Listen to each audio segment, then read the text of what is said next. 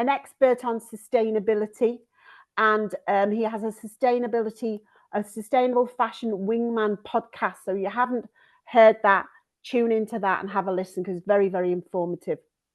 Lizzie Kelk is the early years career recruitment business partner at Next. And let's face it, Next is a company that knows the value of its people. One of the companies with a very slow turnover of staff. So they know how to recruit the right people and keep them and develop them. So we're really pleased to have Lizzie with us. And finally, I'll be chairing it, but I'll chip in with any answers. It's myself, Maria Malone. I'm very old now, 18 years in the fashion industry, on the garment technology and the quality side. And then about the same in education. So previously with Manchester Metropolitan. And I was one of the founder members of the AFBE, along with my colleagues, Kathy, Justine, Helen, Vicky and Zoe.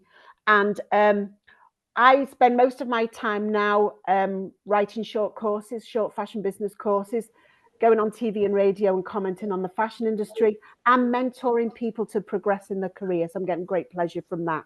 So that's your panel.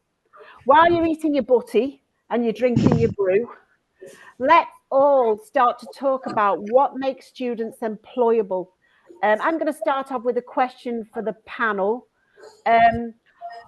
What key skills are needed for different roles now in the industry? Would anyone like to chip in with that? You can all put your cameras on as well, the panel, so everybody can see you. Can I jump in? Yeah, go on, Mark. For me, one of the biggest single things is we're moving generations now. You know, we've got Generation Z well embedded in education. We've got Generation Alpha coming along. These guys were born digital. You know, they're born with mobile. They don't remember going to the telephone box like I did. They think that's Doctor Who. You know, and they're seriously tech savvy. So that's for me a massive plus for them. They're also independent. You know, they're independent thinkers. They can get on their own. And in many ways, they're well enabled. But I think we as an I'm talking now generically, we as an industry are behind, you know.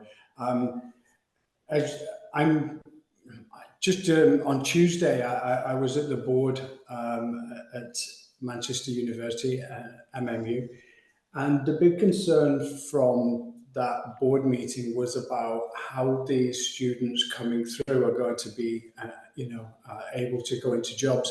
And my concern, being an outspoken sort of person in Manchester lad, is that, well, you need to get ready. You need to be ready for these students. You need to digitize. You need to change the titles of the courses. If you think about a trend analyst now, you think about a merchandiser, a buyer, a buyer's assistant, all those common job titles that we have.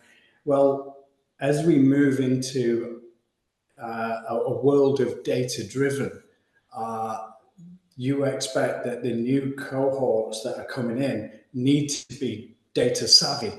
And are there courses within fashion, whether that's coming from education or whether that's coming from brands and retailers? The answer is no. They're not there. They're not well thought out. And for me, we desperately need to get that ready. We need to start encouraging them to understand about data and have some level of data literacy so that they can come into the world and be effective. And also we need to recognize that they're a different generation. How do we look after them? How do we support them? How do we coach them through this? I'm sure that many of the panel will feel the same as me. I've got, 3 children, one at 27, the others hitting just coming up to late 30s. But I've got equally grandchildren, and I see it's different now. I find them more anxious about certain things, whereas with me in my early 20s, I was on stage presenting, and because I had to, I didn't have a choice, I was pushed into it. People are more resistant to do that now. And I respect that very much. So how do we help them and coach them through? So I've said a lot there, but I just wanted to get the ball rolling for everybody. Yeah, absolutely. Lizzie, how do you feel about that as somebody who's involved in a big organization that recruits these skills? What are you thinking? Yeah, I agree. It's something that's kind of come up in conversation quite a lot about kind of with those kind of harder digital skills, the shelf life on them is changing so quickly. We need to make sure that we are providing that kind of learning and development platform that we can kind of keep up with that and keep them kind of upskilled in that area. So it is something we're looking at the moment. The majority of the roles that we recruit for in product are in the kind of trainee buyer, trainee merchandiser. And obviously, I think for us, because we are looking for that kind of creativity, that passion, everything else we can kind of teach and train. But it is about having that kind of adaptability to keep wanting like to learn and keep moving with the way the kind of industry is changing. So yeah, we really do look for that kind of passion, that creativity, that drive. We want our trainees to come in and bring fresh ideas. So as Mark's mentioned, we want them to be able to feel in a space that they can kind of contribute.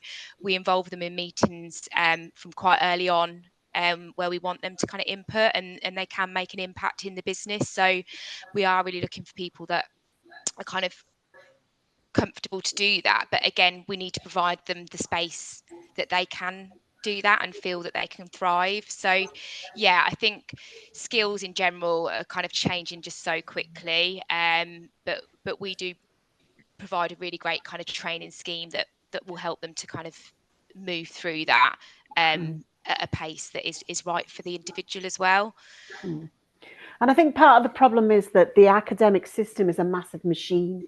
So you design a course in this year and it won't be delivered for another 2 years. And that could be a 4-year course. So you're talking about a 6-year from start to finish graduation to course concept, or course concept to graduation. And the problem with that is, as we know, the industry moves on at such a pace that 6 years, everything's changed. So very, very challenging for education to try and meet these demands, and needs to maybe have a more flexible process of designing and delivering courses and validating courses, because that seems to be a bit cloggy at the moment as well. Okay, Maria, can I just come in on that one? Because I think you just hit a nail on the head there. It's so important. Unless you're in education, you don't know that it's effectively 6 years before you can get something through. I'm talking about 6 months in artificial intelligence and generative intelligence. We're writing a report now that's coming out in June. We know it's already out of date, and we've only been writing it 3 months because AI changes so fast. So you've hit the nail on the head there. Yeah, we can't continue with the same education model. We need that flexibility, don't we?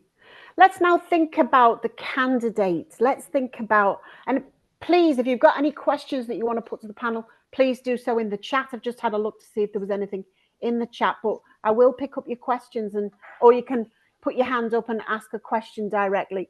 But I'm just thinking now about the candidates. We've got a lot of people who will be graduating or going into placement, and they have to do a CV and they have to do an interview of some sort. What do you think are the best tips, if you like, the best ways that a student can make an impression with the CV and with the interview? Because I'm going to share with you, I have a massive problem with these overly creative, fancy pants CVs that they seem to have to prepare for certain fast fashion brands, where they have to, produce something like a 3D model that encompasses who they are. I think it's madness. But from the quality of a CV, what are you looking for that makes an impact, and what makes a first impact at the interview stage? Danielle, shall I jump on? Yeah. Go on, Danielle. Hi. So, I mean, obviously we do every level, like you said, recruitment wise, and it is specialising in the fashion, textiles and homewares industry. So it could be a buyer, a merch, a designer. Obviously, from what you were just saying about the CV, I suppose if you do want a creative role, it is good to show off you know, what you can do creatively on a CV. It doesn't need to be a 3D, you know, but it is nice to share. Obviously, have a portfolio up to date as well. I think people get, I mean, especially coming to a lot of things at MNU, I feel like a lot of students do get very het up about their CVs and how many pages it should be on and et cetera and et cetera. I mean, I feel like work experience is vital, like as in it's really good to show that you've had some work experience if you're a student, you know, because it shows you've got good work ethics. I always say it doesn't matter if like you've worked in McDonald's or you've worked in a shop and they've trusted you to be a key holder or cash up, you know, all those things show that someone's, you know, trusts you.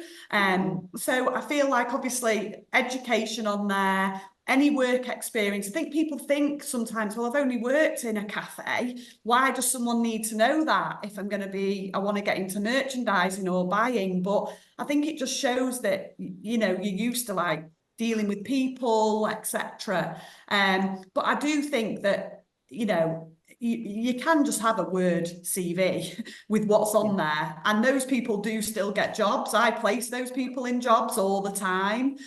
So I really don't want people to be getting het up about the CV, and it's fine if it's on 2 pages. It's all right. It's not the end of the world. Please don't worry. Like I have people that send me them and the, you know, like the font, you can barely even see it because like I thought I had to have it on 1 page, and I'm like, no, you don't have to have it on 1 page. You know, you will still, you know, it's what's in the CV that gets you the job. It's not, you know, what it, you know, you know. I'd also say as well, but I know this is like, it sounds a bit of like a minute, but always spell check a CV to the students. It seems too obvious to say, but it needs to be said. But like there's so many we get, and I'm like, we've all got spell check these days, or get someone else to proofread it for you. You know, it's just, you know, the devil is in the detail, and if someone starts reading something and it's got 10 spelling mistakes in it, they probably are going to turn it over, you know. But yeah, that's what I would say. I don't want people to get het up about having a 3D model and things like that.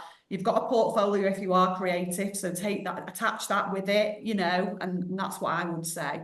And so also some examples of your work if you've come off a business course, because as I said earlier, business courses for the fashion industry are not like some of the business courses in the business school where everything is just identical. They are creative reports. They are publishable reports in some instances. Definitely. And they are great examples. I've known of students go to interviews and the work's passed around the office to show how brilliant it is. Yeah. So put examples of that. And Sebastian, would you like to chip in there? Yeah, I would say off the back of that as well. I agree that sometimes, you know, the portfolio is where you want to put your and focus your creativity rather than, you know, having this all dancing and singing CV, which can actually get quite tiring to a hiring manager when they've looked at 100 CVs throughout the day and they're getting this all, they can't read the CV because the font's really fancy and they don't know what you've actually done because there's too many pictures on the borders.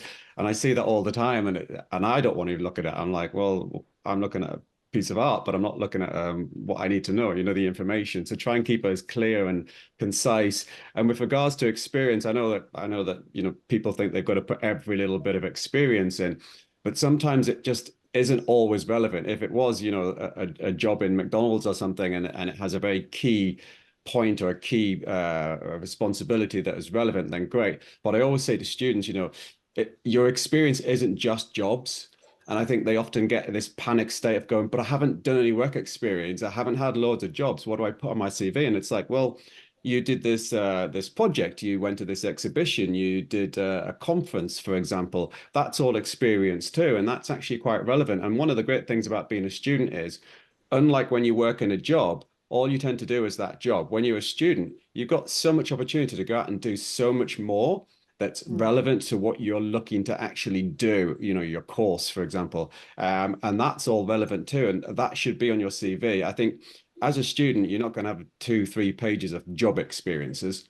But even if you've got a 1-page CV or 2-page CV, and a lot of it is, you know, I went to this conference, I did a tour in Paris on this fashion course or something, that's all really relevant. And that shows that you're continuously looking to expand and learn and grow. And that's what's employers love to see is that you're really passionate, you're really embedded into your subject matter. Doesn't matter that it's not work experience or it's an internship. It shows that you're really embedded in that subject matter and you're passionate about learning and doing stuff within that field. Yeah, I would agree with that as well. It's so difficult to get kind of internships and work experience in the industry. So we don't just always look for that. It is about looking for what have they done in addition to just going to university, that kind of has shown that they want to get an insight into things. So yeah, I agree with Sebastian on that. It is just really important to like think outside the box when it comes to experience. Like what else have you done that can show that you just really want to kind of get into the industry and do well and keep learning and upskilling yourself. And with the layout, again, it doesn't have to be kind of all singing, all dancing, but I think from a hiring manager perspective, when you are going through a high volume of CVs, you do just want that kind of information really clear. Efficiently. Yeah, it's the efficiency of it, isn't it? Yeah, definitely. Brilliant. What about first impressions? Somebody walks through the door for an interview, or more likely these days, initial interview on a Zoom call. What is the first impression? Let's think about that physical, in face-to-face meeting, initial meeting. What first impressions, do you find attractive and makes you want to see more of that person? I mean, I can give an example of something that's happened quite recently in one of our interviews where someone was on doing a Zoom, which obviously that's how a lot of them are now. But their dog was barking all the way through it in the background, which they said it wasn't that bad. But then actually it gave the interviewer an insight to their personality because they actually got very angry with the dog during the interview. So that was quite, like things like that you might not even think about. You think, well, I'm just at home, it doesn't matter. Or, I mean, we've had other scenarios where people have walked in the room and we've obviously had to say, oh, we're sorry that's happened during the interview, but things like that were fine. But actually it was quite interesting to hear that feedback, that it gave them an insight, a bit of more insight into their personality. But I would just say, obviously, a Zoom interview is great. Do you know what I mean? It is good. It's a quick way of people speaking to people these days. It's a first initial interview. You can have a chat, but it is, do make sure you're presentable. Do make sure you're still making an effort. It's very important. That is your first impression. Normally, when we're recruiting, it tends to happen that the hiring manager or HR might have an initial Zoom with them. And then if that goes well, then they would be asked to maybe come in or do another with the hiring manager. So I would say that even though you might think, oh, it's quite relaxed, it's only a Zoom, I'm not going in, or it might be a WhatsApp call or a FaceTime. I think you've got to treat it like a normal interview. You've got to know that that's your first impression. And we've seen that with some of the presentations today, haven't we? The professionalism of the students on those Zoom calls has been outstanding. Sorry, I interrupted somebody then. No, it was only me. I was just going to echo. Oh, so go ahead, Lizzie. So we're Lizzie and then Mark. I was just going to echo that. Our first stage is a kind of virtual interview, and we have had it where people have been sitting in their car or somewhere where you really need to make sure you're in an environment that you're not going to kind of get disturbed. I'm really hoping now my dog doesn't start barking in the background, but don't shout. That's the key. Yeah, so I think that is really important. First impressions do count. So I think that is important. We also want to see that you've done a bit of research into Next and kind of found out a bit about us, how we're doing, what's going on, what are our kind of key strengths at the moment, all of that kind of thing. So you've kind of gone a bit above and beyond in kind of looking into that as well, and just that real passion for the role and to come and join us, I think is really key in that first stage. Yeah, sorry, go on, Mark. I was going to say, I agree with the comments that have been made.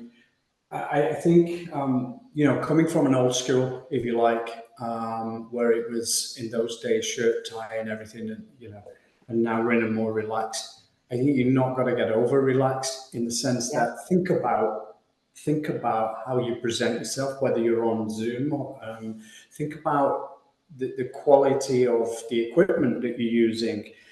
See your CV almost as a script. The CV you're trying to, loaded on, and I think sometimes it's far too much. Think of the bullet points and then learn to expand on those bullet points like you would in a presentation. And the other biggest thing for me, I've taken on board around 70 students on placement over the years that have come into my business. And I think when I come through that selection, a lot of the time I've been persuaded by passion, people's passion. Just like Lizzie just said, they've done the research on microdynamics or Gerber technology or the companies I've been working for in the past. They've done that, they can show it, they can demonstrate it, but then the passion, they're wanting to come, they really want to be involved. And as Lizzie says, if you want to be in next, you know, why do you want to be in next? What is it that drives you towards that company? And whether it's a tech company or a retailer or a brand or whatever, do your own work. Don't be lazy. It's creating that differentiation that puts you up there in the spotlight. Excellent. Thank you. Sebastian? Yeah, I was just going to say one of the things is it's really good if someone can come to an interview with insight into the company, like proper research, and actually present something to the interviewer that might actually bring value to the company, like how that person is, how you're going to fit into that company, what you're going to bring. And doing your research is a good way of finding out like what potential there is for you to bring value to the company. And I think that really goes a long way with hiring managers. Excellent. Sebastian, can I just stay on that for a second and just say, I think if we all think about the times we've interviewed people and you ask at the end, you say, have you got any questions for me? The worst thing is when they've not a single question. Yeah. And the great thing is when they say, why do you do this? And why do you do that? And how might you do this? And what's in it for me? Yeah. I mean, then you're onto something. Exactly. Never be scared. Never be scared. Silence. No, I haven't. Politely. That's like, no. Yeah, exactly. It's almost counterintuitive, isn't it? But never be scared to ask questions. Yeah. Yes. Yeah. We've got a question coming from Isabel Hill. Isabel, do you want to ask your question of the panel, or do you want me to read it out to you? I don't mind. I can ask it on the mic. It was just a question about when we're like making our digital portfolios and like have bodies of all of our work, would you rather see our most relevant and like best work first, or would you rather see like in it like a chronological order? I'm going to jump on that, being a bit of a techie. A bit of a techie. Yeah, a lot of a techie. So if, for example, you want to show off what you've done in the digital sense on digital product creation, I would like to see the chronological, because I'd like to see how you started, what were those foundation pieces, how you got your avatar, how do you understand your avatar, what is basics like the block pattern, how does that fit to the avatar, 2D. So, and as you move up and you're showing how you're adding value all the time to your digital knowledge, and also having an understanding of the broader ecosystem around that world of digital, that would be very impressive, very helpful these days. Brilliant. Anyone else want to chip in on that one? Hey, am I audible? Yeah, you are. All right, perfect. Thank you for the amazing session, first of all. Welcome. My question is, a lot of time it happens that we want to work for certain brands, and while we're applying to those brands, including our resumes and portfolios, we tend not to hear back from them. So how do we present our work to them, and like how can we show our collaboration to work with them, and how do we engage the brand to be interested towards our work?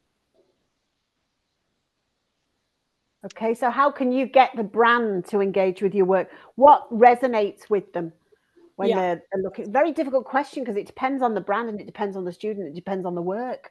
So that's quite a difficult one. But what you're saying really is, how do we make an impact with our work rather than our CV or our interview?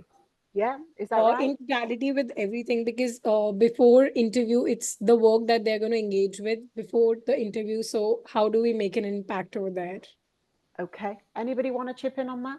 So can I just ask a question? So when a lot of people were saying to me when I came recently again to MMU that they'd been applying for things, as in the students, the graduates, but when I was speaking to them, a lot of them weren't available and maybe had been telling the companies they weren't maybe available for quite a while, like say it was like May time, they weren't available till September, October, they're going away, and they'd maybe put that on their covering letter.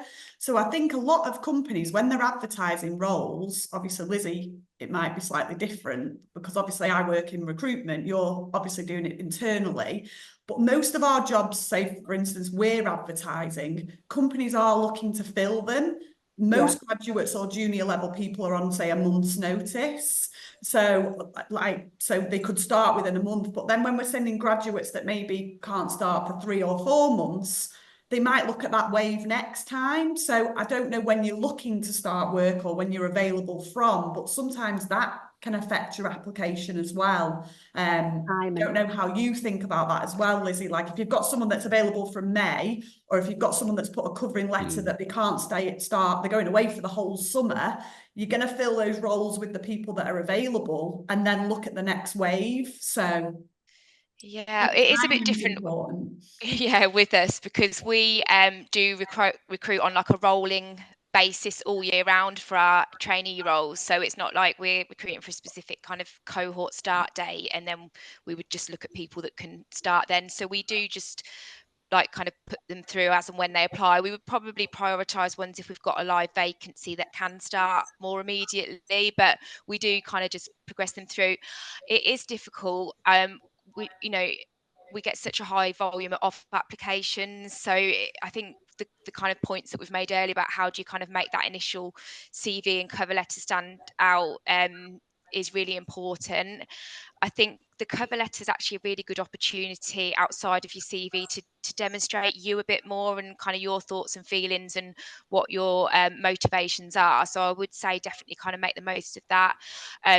Make sure it is in your own words as well. I'm sure we're probably going to come on to AI later.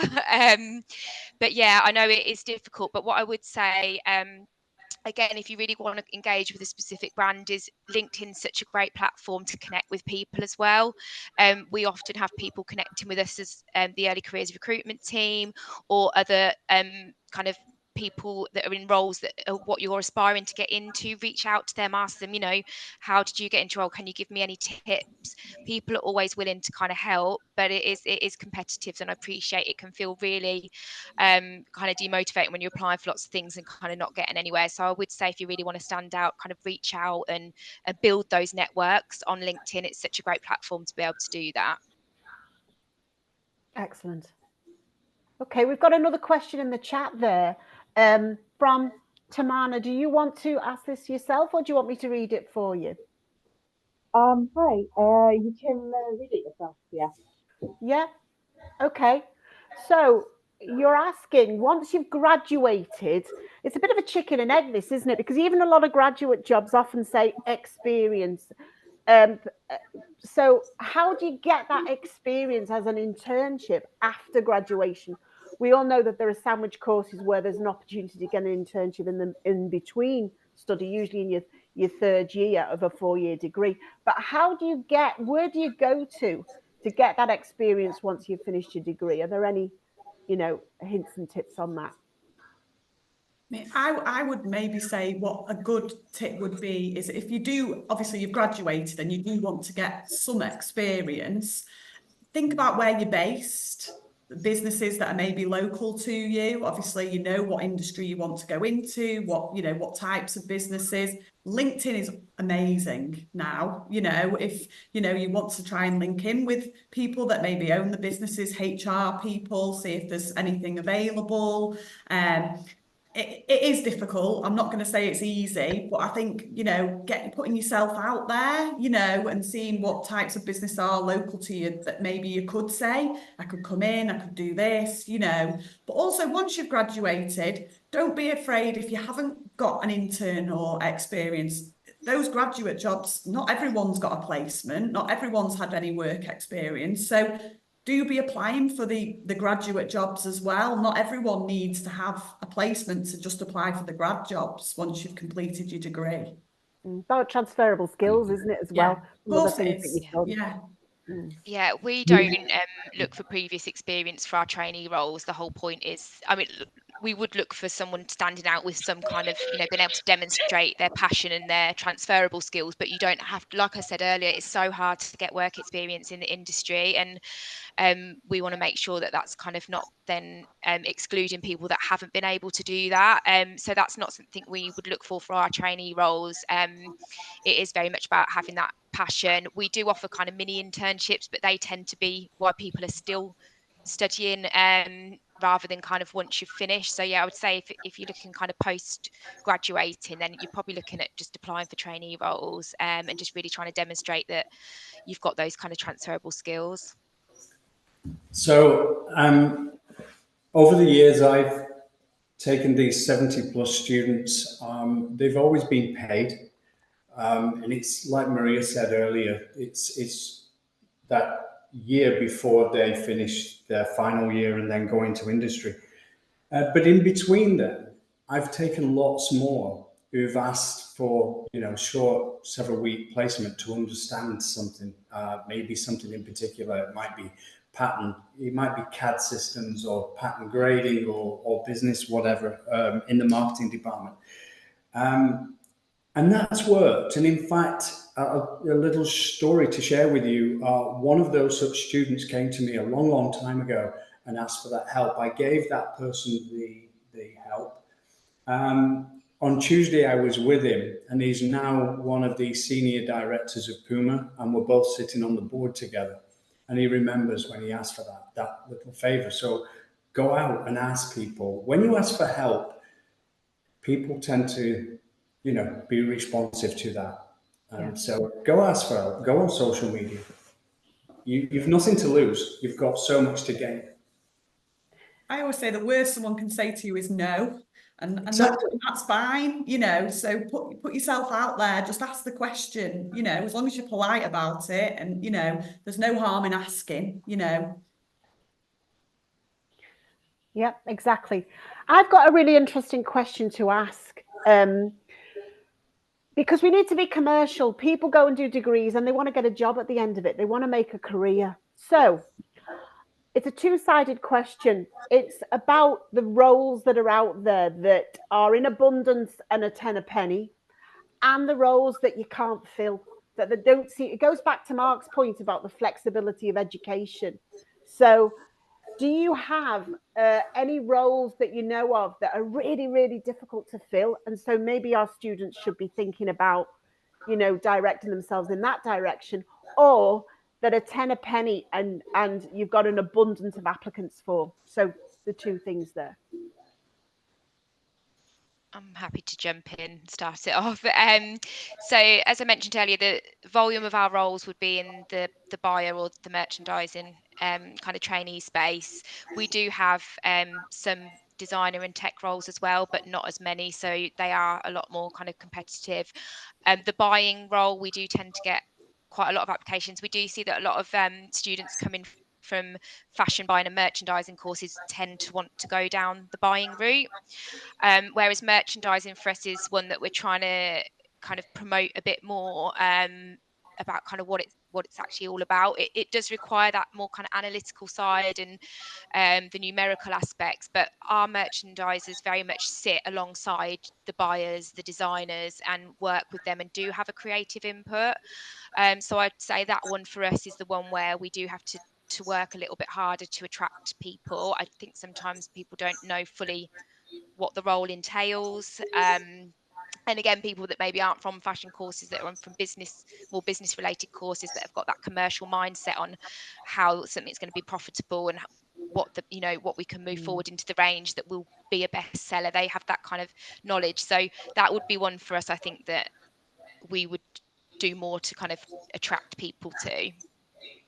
I totally agree. From the recruitment side of things and working across all the roles, Merchandising is always, you know, it's not as easy to sell. Just the students want to be buyers when they've done fashion buying and merchandising. They, you know, that's what they want to do. But actually, merch jobs, if you get a good merch CV and you've got, you know, like they're like gold dust. You know what I mean? Yeah. I could place them 4 or 5 times over.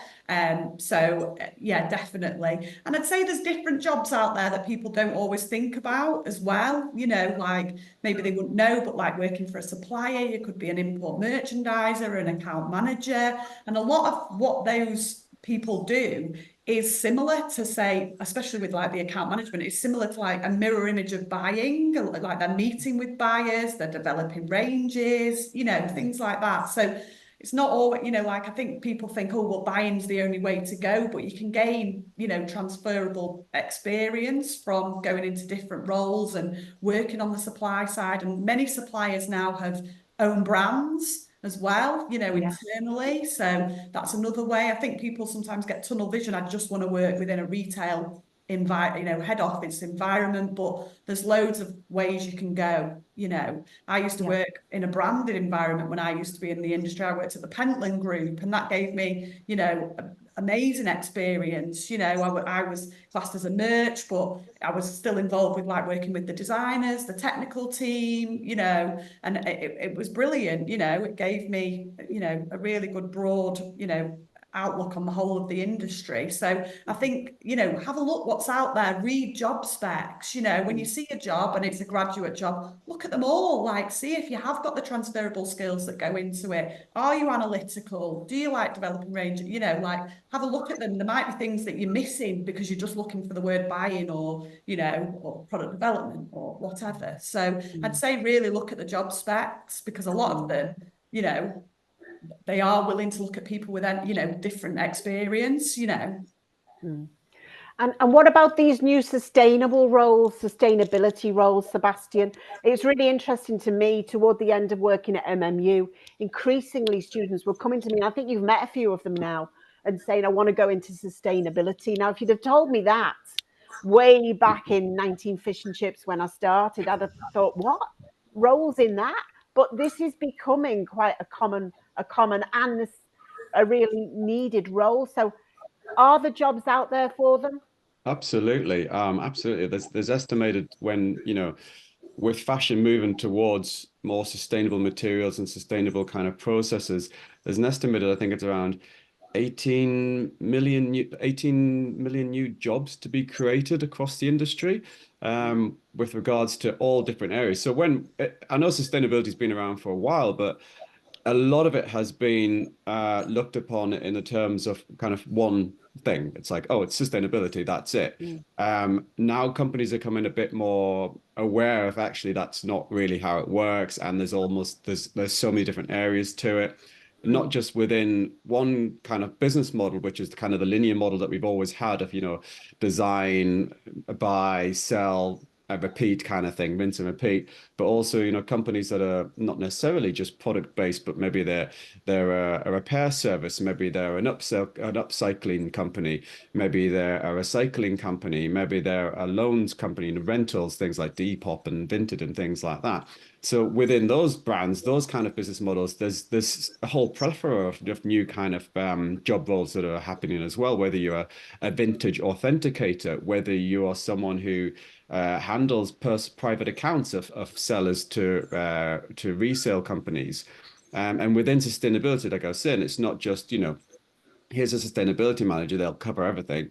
Actually, it's looking at things like analytics within sustainability in the company. There's project management. There's things like product sustainability. So the roles that you already have, like design and product development and buying and sourcing, also are adapting and evolving. So where some companies might just want to design, and now companies want circularity designers that understand that concept and that idea of circularity. You have within product development, you have product specialists who are dealing with product sustainability, looking at the supply chain and the product itself and how it complies to a sustainable model. And then you've got things like reporting specialists who basically, when a company needs to understand how they're going to report on sustainability, because obviously they can't action they can't action, their sustainable strategy without actually fully understanding and reporting on what's happened and what's going to happen and where they want to get to. So there's all these different areas. Some of them are much more analytical, some of them are much more product based. So yeah, there's a huge area now, and just being a sustainability manager isn't enough. There's all of the different areas that actually need to be accounted for within a business that comply to sustainability, especially now with a lot of these EU regulations coming in around sustainability. Compliance itself is a role in itself. Understanding how a company can stay compliant. And I know when I did a lecture at Manchester last year, one of the students there, I don't know if she's online now, mentioned around how, she was really interested in the whole compliance side of things. And that was something that she wanted to get into. So looking at certifications and legislation and how a company can comply to those things that are coming up now. Brilliant. Let me add something on that, Maria. Yeah, please. I'm being asked now to find chief sustainability officers for the mega brands. And that's, again, being, like Sebastian's just said, it's being driven by legislation that is out there. And if we take Europe as let's say, the leader in those requirements on scope 1, 2, and 3, where we're looking at the brand, the factory, the mill, and then eventually, long term, going to scope 6, those details are critical. We've got at the moment financial directors having to report on sustainability, and frankly, they don't know the detail. They don't know enough.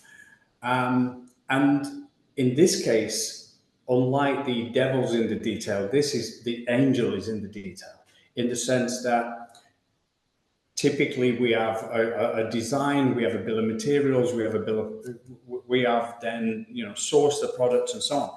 Now we have design, we have the bill of materials, and we have the process, the bill of process. How do we process that?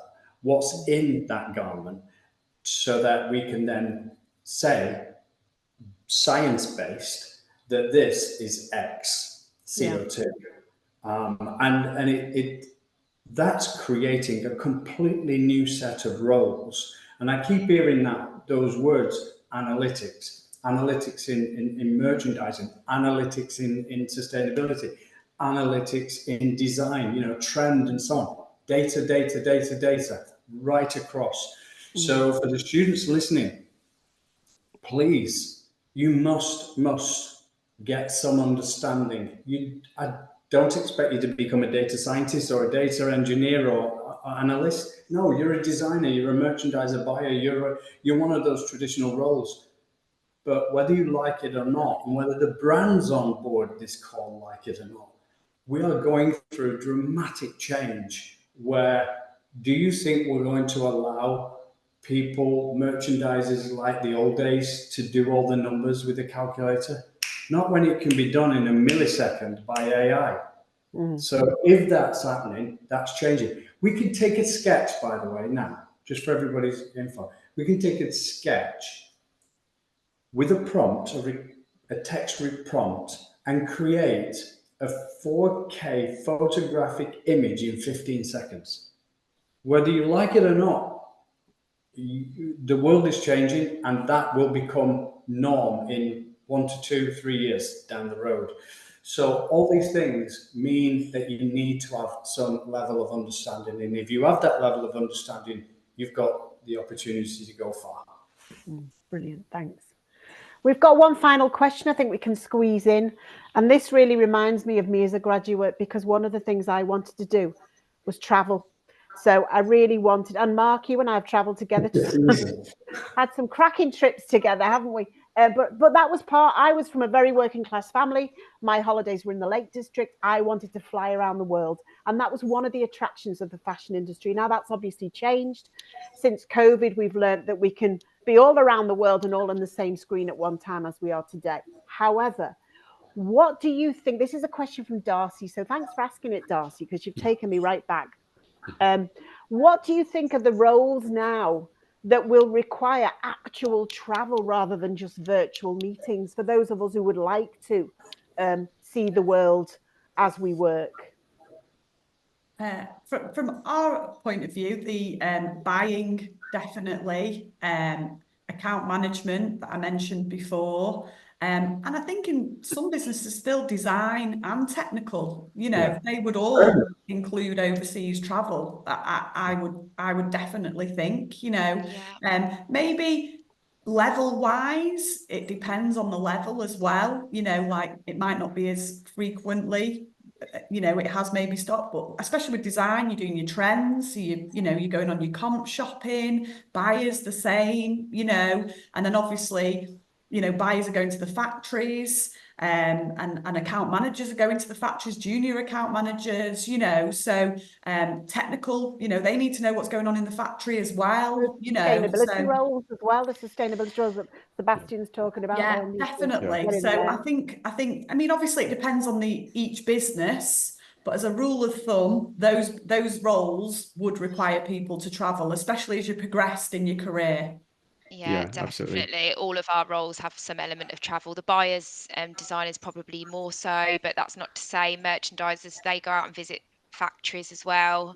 The techs will go out I've spent I actually only started with Next a couple of months ago, but I've spent time shadowing all of the trainees and assistants and things like that, and all of them have got an element of travel in their roles. I think even though we can do a lot virtually these days, when it comes to product, there's nothing like seeing it there in front of you, being able to touch it, you know, look at it, look at the detail, things like that. So yeah, quite lucky that there's still a lot of travel.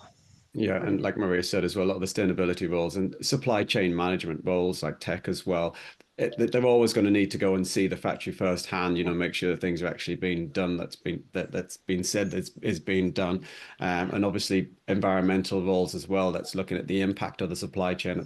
That's you just cannot do it without doing that and being in the warehouses and the factories and seeing what is actually happening. Brilliant. I hope that's answered your question, Darcy.